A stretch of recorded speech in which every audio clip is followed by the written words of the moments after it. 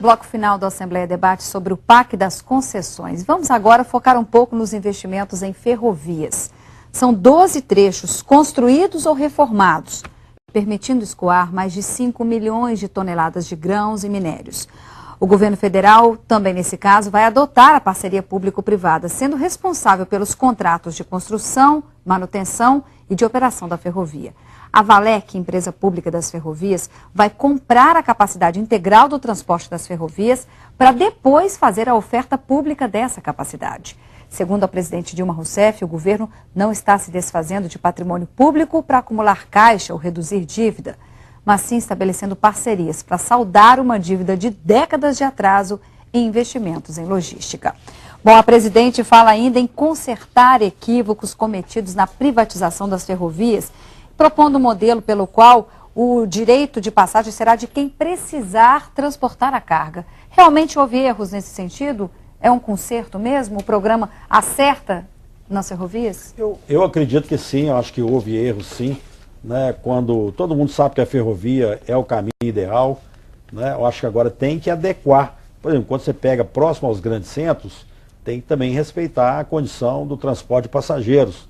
Né? Pode-se ter a carga, que é a mais importante, que é a gerador de recursos, mas tem que privilegiar também o transporte. Eu cito o caso do Betim, Belo Horizonte, não se consegue colocar um trem de passageiros, porque só existe um ramal, as desapropriações não ocorreram, e aí houve as invasões e não teve como executar. Agora que volta à tona, mas com grande prejuízo, porque agora tem que fazer tudo de novo, tem que iniciar novamente, né?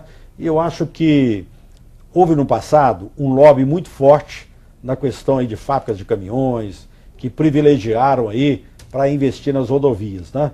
E hoje eu acho que, voltando com a ferrovia, né, eu acho que nós vamos dar um passo muito importante para que essa integração ela possa ser realizada.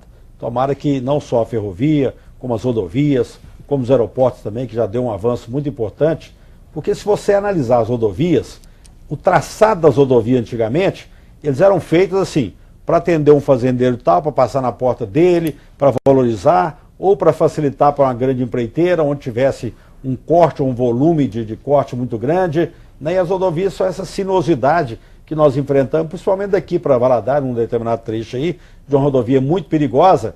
Então tudo isso eu acho que tem que ser rediscutido, né? E até aproveitar aqui a nossa presença aqui, eu acho que nós temos que chamar na Assembleia, viu, Anselmo, o Dilson, uma grande discussão dessa MG50 para ver qual que é o presente, qual que é o futuro e o que realmente pode intervir e o que eles podem fazer a curto e médio prazo. Analisar bem o contrato. Analisar fundamentalmente o contrato. Mas eu queria dizer que como houveram erros no passado com referência à ferrovia, quase todas elas dominadas pelo governo federal. Mogiana, Ferrovia Federal.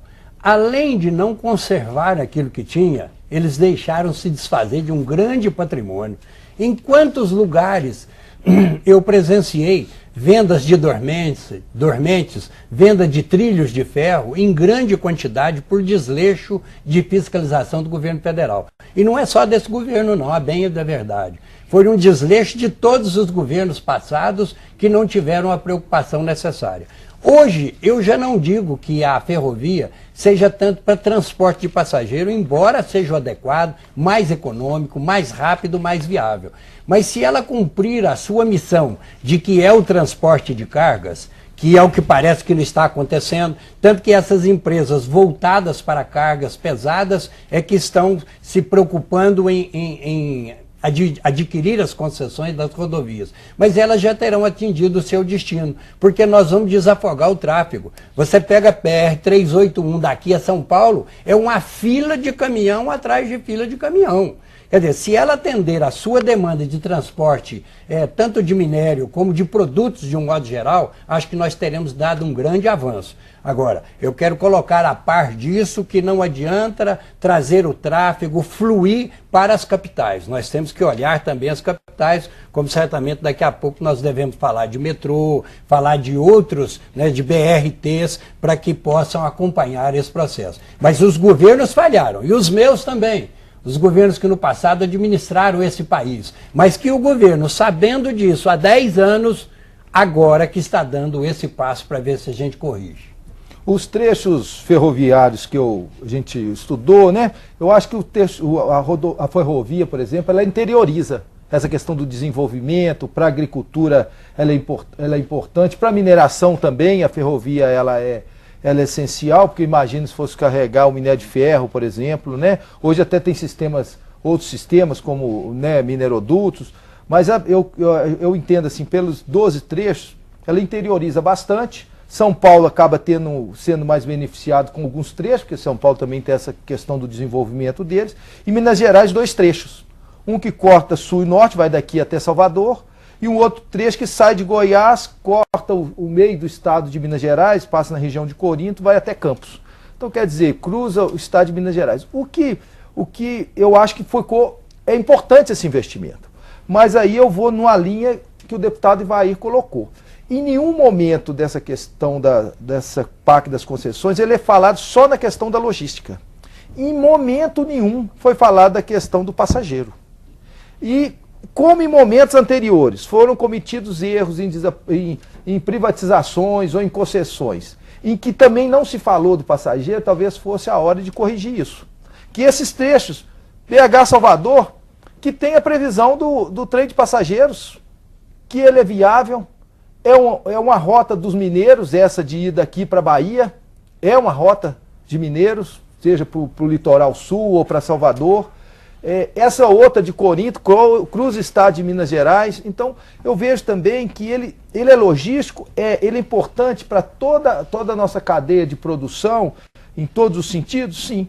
Mas o passageiro também não pode ser esquecido. E a ferrovia, ela é um transporte importante. Por quê? Porque ele tem um custo viável para o passageiro e outro. O governo do estado, por exemplo, está planejando aqui para a região metropolitana, né, vai estar acompanhando isso também, retomar alguns trechos ferroviários.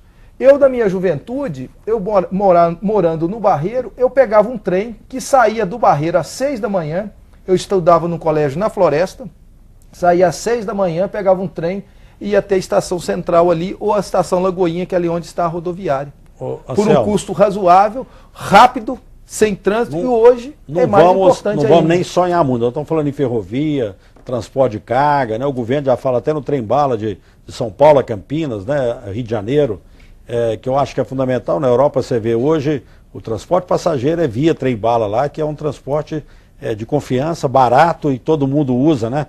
Pela rapidez e pela eficiência. Não estou nem sonhando isso agora não, porque nós estamos priorizando até no primeiro momento o transporte de carga, que Minas Gerais é um estado produtor e precisa ter os mecanismos necessários para escoar a sua produção. Eu disse aqui anteriormente, o governo do estado fez a sua parte no processo, Caminho de Minas, e esse restante da integração, ele vai ser de fundamental importância. Com certeza. Agora, os sistemas precisam estar integrados. Exatamente. E os senhores, pelo que estão vendo, isso vai acontecer? Aí eu vejo que o governo federal teve a humildade necessária para aprender com Minas.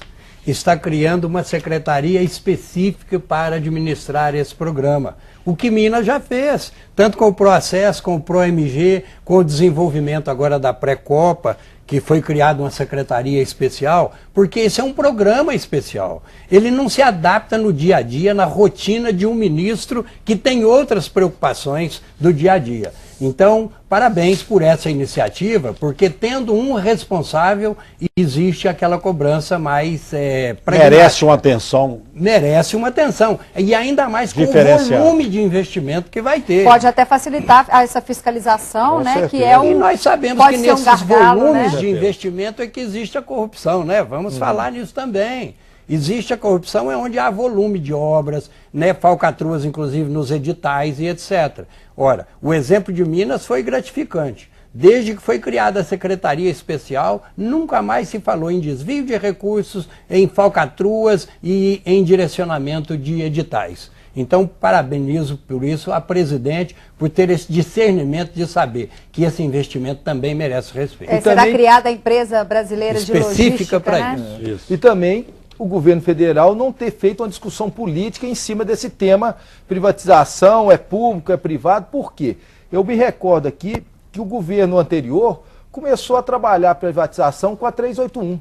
Se naquele momento ele tivesse dado sequência a esse projeto, talvez essas obras que nós estamos discutindo aqui hoje, elas já estariam todas prontas. Mas como se politizou, ah, não pode privatizar, que privatizar é ruim para o país, ou cada um tem sua ideologia, aí você ficou com isso parado, até que se chegasse a presidente Dilma, que despolitizou esse tema, só politiza na discussão, mas do ponto de vista fundamental, tirou... Executivo, do né? ponto de vista, tá mandando executar... Isso só não aconteceu mais cedo, o Anselmo, exatamente por uma questão moral do próprio PT, que foi contra as privatizações iniciadas pelo Fernando Henrique. E ele bateu pesado no Congresso contra as privatizações. Ainda bem que chegou agora uma presidente que teve o discernimento necessário para dizer que elas são vantajosas e que elas são eficientes, né? E que agora está valorizando essa parceria público-privada. E que está aperfeiçoando. Talvez o modelo lá no Fernando Henrique não era ideal, depois foi aperfeiçoado no governo anterior e continua aperfeiçoado. Porque a 381 é um modelo que foi aprovado. Talvez o que discuta, viu, Anselmo? Acho que nem é questão da privatização. Esse negócio de privatizar, ou parceria público-privada, são coisas que vão caminhar pelo mesmo ideal. O que tem que ver é igual quando eles falaram que foi privatizada a Vale, que foi um preço muito barato. Tem que ter fiscalização, tem acompanhamento, auditoria, consultoria. Aquilo vale quanto? Se vai passar para iniciativa privada e vai ter um rendimento adequado, não se importa. As pessoas têm medo, às vezes, politicamente, falar que privatizou, não privatizou. A parceria público-privada é uma forma de privatizar. O importante é que dê certo e que a comunidade seja bem atendida num preço adequado e o resultado seja eficiente. E que o ganho não seja somente financeiro, mas seja um ganho social. Claro. É investimento na geração de emprego, na qualidade de vida. Foi aquela preocupação que teve com a Vale. Ah, mas o Brasil perdeu, vai dar isso para a iniciativa privada. Mas e o povo que ganhou? Bom, nosso programa está quase chegando ao fim, vamos fazer a nossa tradicional rodada de considerações finais, começando agora pelo seu deputado Anselmo José Domingos. Eu acho que é importante a gente continuar debatendo esse tema. Ficou aqui uma sugestão do deputado Ivair, que eu acho que é importante, através de audiência pública e outros mecanismos, nós discutirmos mais a MG 50, que é até um modelo muito bom, que é da parceria público-privada. Eu acho que ele deve ser seguido, mas corrigido com o tempo. Então, eu acho que a MG 50 tem um pedágio hoje muito caro, ainda não está atendendo adequadamente pela infraestrutura da própria rodovia, então ele tem que ser mais discutido e repactuado se necessário for. Então, eu acho que essa é uma sugestão também importante que saiu daqui. E a gente continuar acompanhando o que vai acontecer com esse PAC. Como que ele vai caminhar? Então, nós aqui da Assembleia passamos a acompanhar no dia a dia o acontecimento e esses prazos que foram colocados para que eles sejam cumpridos.